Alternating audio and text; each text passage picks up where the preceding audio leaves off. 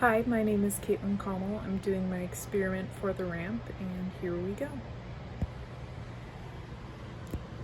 So this is how I have it set up on the bottom section, and we have our ramp and our little setup right here with, I've already done the experiment, but I have all my markings from previous and my carbon paper.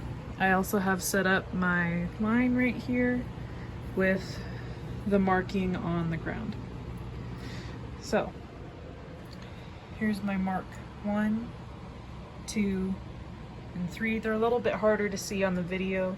I've had to tape this down. When I got it packaged, it had this bend in it, as I've talked about in my assignment paper, and I taped it on the back so it'd also be stable. So when we take it at the first mark, let it go.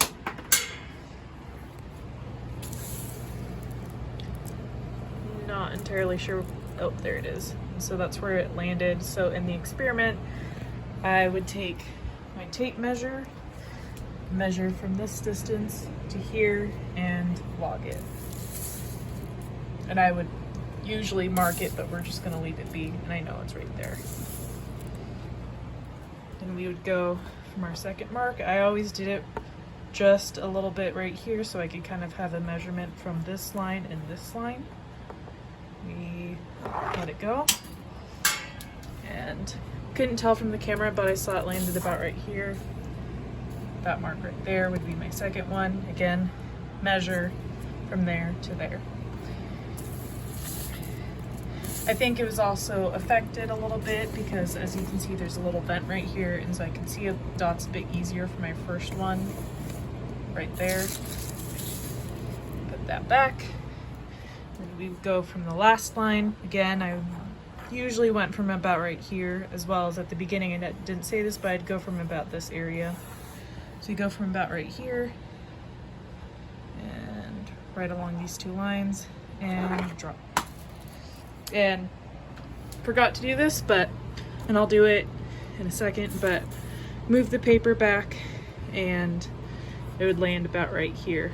And that's why these marks are right here when they would be about right here when I moved my paper back. The paper was about right, started about right here. Then, one moment.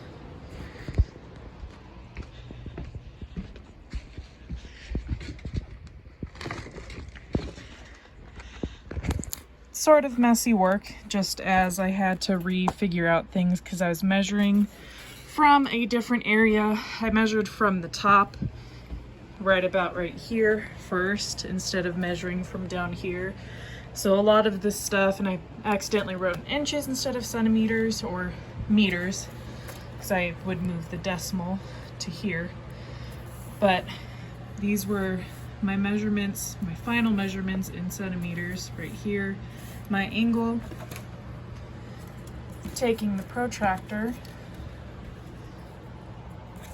again, it's not really staying down well right now because I've already done it, but with the protractor, lining it up with the table, got about, you can see about 19 degrees right there from measuring it from right here.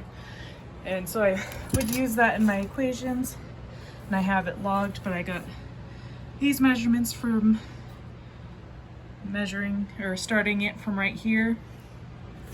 These measurements from right here, that second line, or my bad, that second line, and these measurements right here, again in centimeters, from the third line right here onto the ground, from measuring from this distance to what I had marked on the paper.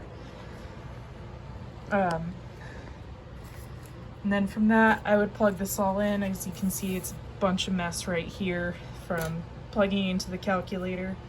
But I think that's all I have to do.